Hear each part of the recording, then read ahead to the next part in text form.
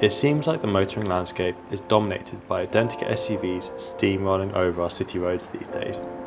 Rewind a few decades back, however, and the aspirational body style of choice for young professionals was this: the coupe. Low-slung, sporting and elegant, Honda's Prelude was one of the defining cars of this era, and today we're going to tell you why. This gorgeous, well-specified manual example is live on shootingbrake.com for auction. It's been owned by the same person for 17 years, carries a barely believable mileage, and as you'll soon find out, is an absolute delight to drive. The latest issue of Road Rat magazine discusses the Japanese bubble economy of the 1980s. It was a high point for engineering, and this was one of the iconic results, the 1989 Honda Prelude. So we've got this 1989 Honda Prelude for the afternoon, and normally would do a full road test on a car like this, but this example is on 35,000 miles. So we're just going to cruise around Barnes. This car lives in Southwest London, so this is nice and local, and just take in the sights and the sounds of a 1989 coupe. Now, this car is now 35 years old, which is actually quite unbelievable. And it's an absolute time warp in here, obviously given the miles, it basically looks brand new. And it's just such a gorgeous place to be. So the first thing that strikes you is the visibility in this car. We've got a deeply scalloped, massive raked windscreen. It feels almost like an NSX in here. You'll struggle to believe this car's front engine. It feels like a mid-engine car with the way that you sit in it. And that low belt line continues all the way down the door card, and it creeps up towards the back of the car, almost like a wedge. And you've got this massive sunroof here. Now, fact is, I love driving for many different reasons. One of the things I love about driving is it's a fantastic way to take in scenery around you. You've got this moving picture ahead of you, and a car like this with amazing visibility reminds you of how much we've lost from modern cars when it comes to that. Belt lines have got higher, A-pillars have got bigger, windows have got darker, and it all adds up to a kind of less outward facing experience. They're more insular. This car, I mean, even on a lovely summer's day like this, it feels like you're outside. It feels almost like a convertible, and I absolutely love that. It also gives the car a very calm feeling, which is really, really nice.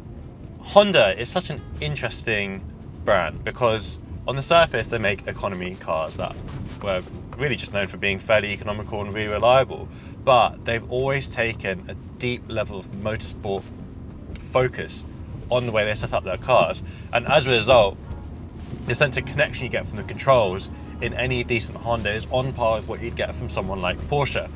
So take this Prelude for example. Driving position, bang on. I'm sitting front and center to the wheel. I've got really well laid out pedals ahead of me. They're perfect for heel and towing. Probably some of the best pedals I've ever actually experienced for heel and towing. The engine's got a really light flywheel on it. It's really responsive. It wants to rev out. I haven't taken it past 4,000 RPM for obvious reasons. We're just cruising around town, but it's got this willingness to rev, this kind of light, almost complete lack of inertia that just makes it so compelling to just whiz around. It wants to get through the gears, which is great because that gear change is also amazing, and the distance between the gear lever and the steering wheel is also brilliant. The steering wheel almost sits between your legs, and it's about that much gap between, from little finger to thumb, between the gear lever and the steering wheel. It just gives this constant accelerative feeling that's so satisfying. You constantly feel like you're just balancing the engine, the gear change, the steering and the brakes all in one. It's the same sort of feeling I get from my 911 of just being an extremely tactile driving experience, and you can be experiencing that at any speed. We're doing 20 miles an hour right now, and I still get this feeling of deep mechanical joy from being in this car. And I've always said a good sports car should feel good at any speed. You shouldn't have to wind it out and get it loaded up to make it feel good. Whereas with something like a modern Super Saloon, a modern M3, they're only really fun when you're getting on it. A car like this, where it's so tactile, so feelsome, just being in it, just operating it, gives you that sense of joy. We've also got really comfortable seats and electric everything. And this is a 1989 car. We've got electric mirrors, electric windows, an electric sunroof. We've got a 16-valve twin-cam engine, which, for its time is actually fairly powerful, fairly economical. And that brings us on to our next point. As we touched on before, this was the peak era of Japanese innovation. By the time the 1980s come around, Japan was experiencing this massive economic boom, and they were putting in a huge amount of R&D into their cars. So we've got four-wheel steer in this thing. This is a time where BMW is still giving the E30 trailing arm suspension, and Honda gave their Prelude four-wheel steer. This is just in another league. And then you line them up next to each other, and the difference in looks and design language is just absolutely bonkers. It's a portal into another area. It's so special.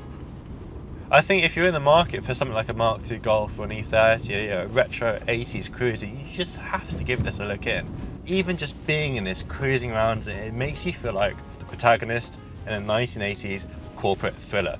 This is one of those cars that you would get as a statement of success back in the day. It's something that's just so deeply iconic of its era.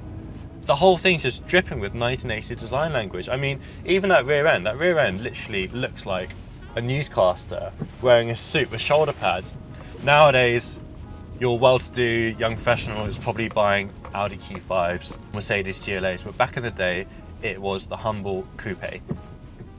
Something that looked sporty, light, futuristic, something that spoke to youth, lack of commitment, freedom, the desire to travel. Yeah, all of these things are embodied in this car's design language. I just absolutely love it.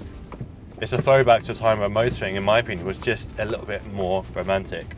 And it's also a throwback to a time where even your everyday car was actually just brilliant to drive from an enthusiast point of view. I mean, heel and towing in this car is something to behold. It's on par with modern GT Porsche, and it just comes down to the weight of that flywheel, the optimization of gear ratios, which are done for performance and driving joy as opposed to passing WLTP tests. It's just such a lovely thing. And that sense of tactility extends to the interior, all of the buttons, all of the controls. The fact that the indicator, like many older Japanese cars, is on the right, which is frankly where it should be on a right-hand drive car, because it means when your hand's on the gear change, going around a roundabout, you can still use the indicator. It's a lovely thing to use. It's like an old Casio watch. You can have this in your garage and just be sitting around pressing the buttons and making the lights go up, and that alone is reason enough to own this, honestly. This 1980s Japanese icon could be yours with a click of a button on shootingbrake.com. With over 100 detailed photographs, comprehensive write-up, and hand-picked consignments, buyers can bid in confidence. Check out our website for your next dream car, and if you fancy more content like this, make sure to subscribe. Thanks for watching, and we'll see you next time.